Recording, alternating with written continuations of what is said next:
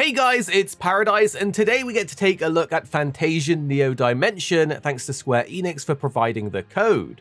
Now, this is a game that I missed out on in its initial release in 2021, because believe it or not, it was originally a mobile game, although it is still a full-on RPG. But this time, they've enhanced it and released it for various other consoles, and to be honest, the controls translate very well.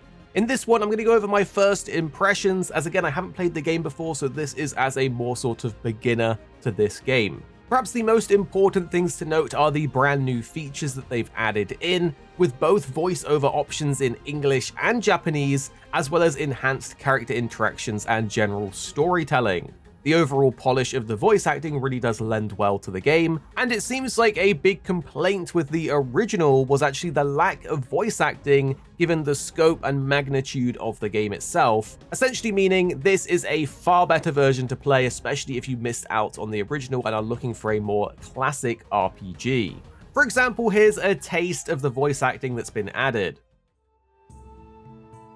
You really lost your memory? Yeah. But maybe with the power to look into the past and the future. Got it. I'm sure Owen can help you. Well, here's hoping at least. All right, let's go ask him. And in addition to this, they've added additional difficulty settings, which is set to accommodate various playstyles, making the game more accessible to a broader audience. And I can say I played on the normal game difficulty and really had no problems with combat, and it still did feel satisfying. The game does ramp up in difficulty significantly later on, so this new difficulty setting is meant to make that a lot easier for players, as I have seen out there online many people were actually struggling in the later half of the game with the default difficulty of the original. But now that is more or less fixed with the two new difficulty settings, and again on normal, which was the lowest setting, I really wasn't struggling with anything personally. Now, if the original did fall off of your radar, it's totally understandable, but this new enhanced version is definitely worth taking a look at if you are a fan of more traditional RPGs. I'm talking like the classic Final Fantasies, turn-based strategy games, and the likes. This is because the father of Final Fantasy, Hironobu Sakaguchi, who has pretty much worked on every single classic Final Fantasy game from 1 through to 11 and 10 too. Well, it really does show because he is the producer here for this one, and you really do feel that Final Fantasy vibe in the game, which personally I'm loving, but I am also a massive Final Fantasy fan, and I do think this will appeal to that same crowd. Nobuo Uematsu, the renowned composer, is also in this, so the music is just great and sets the scene perfectly for this kind of classic RPG with great music, great combat, and so on. You may wonder though, the visuals are quite unique. They aren't up there with like new AAA games, but in the villages and areas like that, they actually have their completely own unique style, and that's because the game is basically designed around real-world dioramas, which are then digitized to create the unique environments. And within the game, there's over 150 of these scanned real-world dioramas, which might look weird as an observer, but when you're playing it, it actually really works quite well and is actually quite immersive to my surprise. On top of that, they've done a fantastic job with the exploration around these dioramas and throughout the various maps in the game. Turning corners will change the camera and reveal a new alleyway or a secret area where there's a chest or something to pick up. So every time you go off exploring to check something out, it seems like the game actually rewards you instead of punishing you by wasting your time. There's goodies everywhere to find, and I love that in an RPG like this. Now, the combat is going to be a big point for many people, and it is turn-based, so people who don't like turn-based, of course, this isn't going to be for them. But for those that do, it seems like a pretty good turn-based system with some unique twists like being able to bend abilities or shoot abilities in a line, which you then line up with the monsters in front of you to hit multiple of them. So there's these new things in there that add that extra depth to the combat, and the characters that you gain along the way are pretty cool, and again, the difficulty in the combat particularly ramps up later on.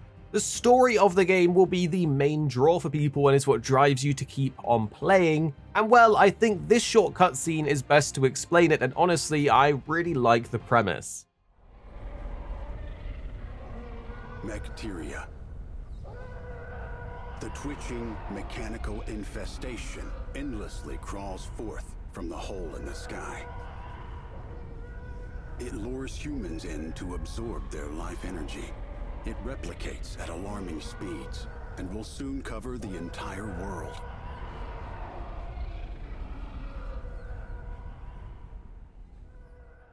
The bacteria has a catastrophic effect on the land. People see it as the act of a malevolent god.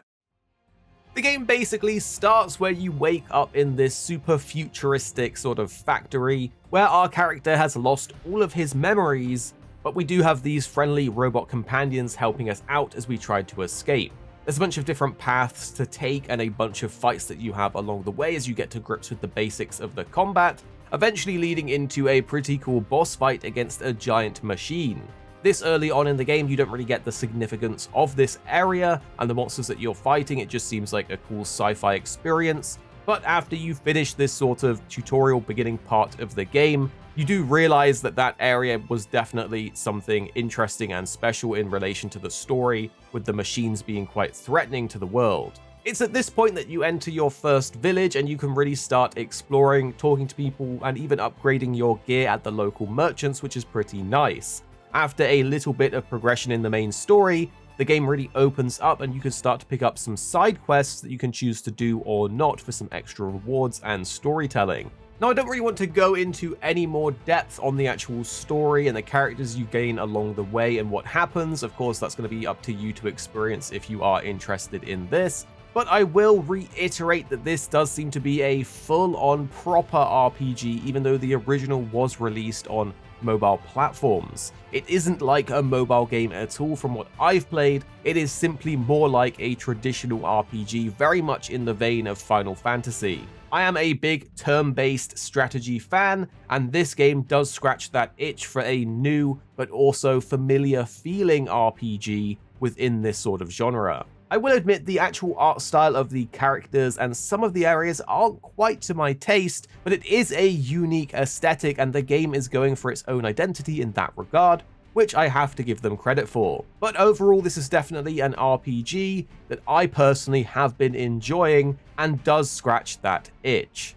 So tell me what you think of all of this below. Did you play the original or not? Because it seems like with the addition of the voice acting and the difficulty settings, it is a straight up enhanced version, which I believe is what they were aiming for with Neo Dimension.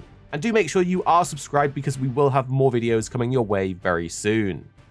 Here at Arekkz Gaming, we're two friends who love to play games. You have me, Paradise, as well as 26. Our goal is to keep the videos as concise as possible by cutting out any of the fluff and focusing on what really matters with high quality videos. So make sure you're subscribed down below for more videos on your favorite games coming very, very soon.